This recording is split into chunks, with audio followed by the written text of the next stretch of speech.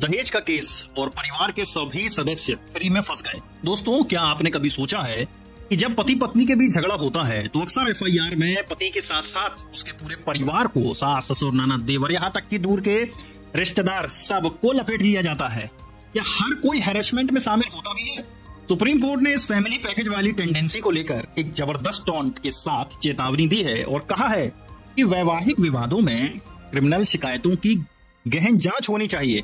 मैं हूं आपका वकील दोस्त एडवोकेट राहुल लखेरा और आज हम एक बहुत ही crucial supreme court judgement Shobhit Kumar Mittal versus state of Uttar Pradesh के बारे में जानेंगे।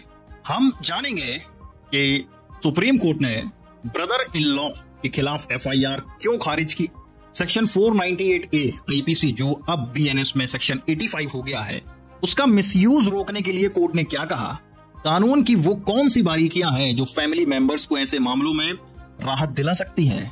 इस वीडियो के बाद आप समझेंगे कि मैट्रिमोनियल डिस्प्यूट्स में कोर्ट्स का अप्रोच क्या होना चाहिए और जनरल एलिगेशन मतलब सामान्य आरोप का क्या लीगल वेट, कानूनी महत्व होता है। तो बने रहिए क्योंकि आज की जानकारी आपको और आपके आसपास के लोगों को कानून की सही समझ देगी और उन्हें लीगल ट्रबल से बचा सकती है।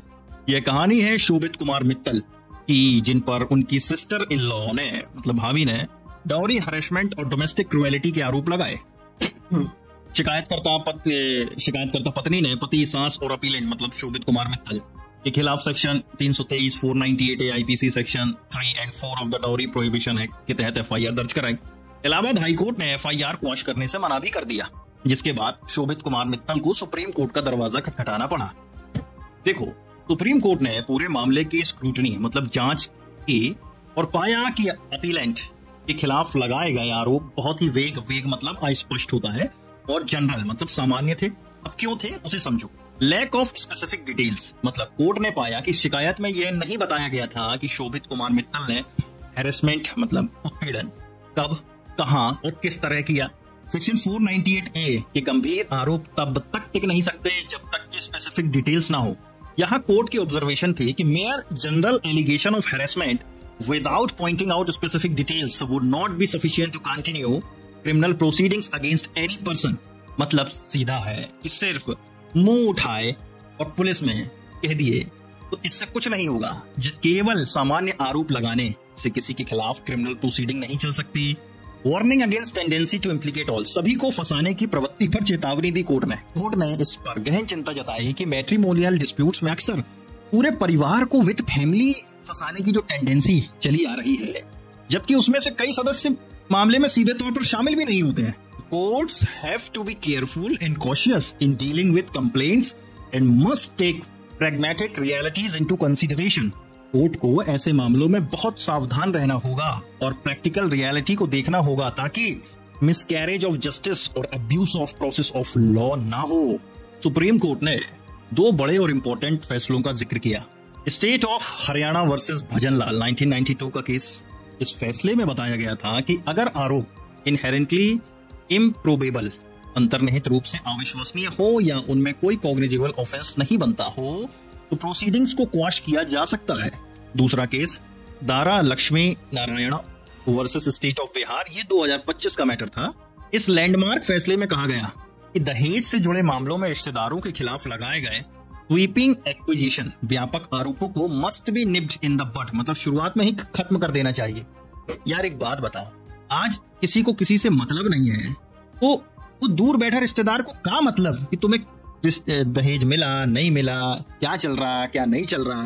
तो ये सेक्शन 498A का जो मिसयूज हो रहा है, तो दारा लक्ष्मी नारायण के केस में कोर्ट ने कहा था कि आजकल सेक्शन 498A आईपीसी जो सेक्शन 85 हो गया है बीएनएस में, इसका इस्तेमाल हस्बैंड और उसके परिवार के खिलाफ पर्सनल वेंडिट मतलब व्यक्तिगत प्रतिशोध निकालने के लिए एक टूल के तौर पर हो रहा है।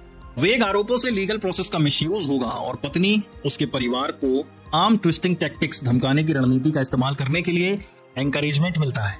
बीएनएस की धारा 85 जो बात करती है क्रुएलिटी बाय हस्बैंड और रिलेटिव्स ऑफ हस्बैंड। अब यह धारा सीधी आसान शब्दों में समझें तो पति या पति के रिश्तेदार द्वारा महिला के साथ की गई क्रुएलिटी से संबंधित है। अब क्रूरता क्या है?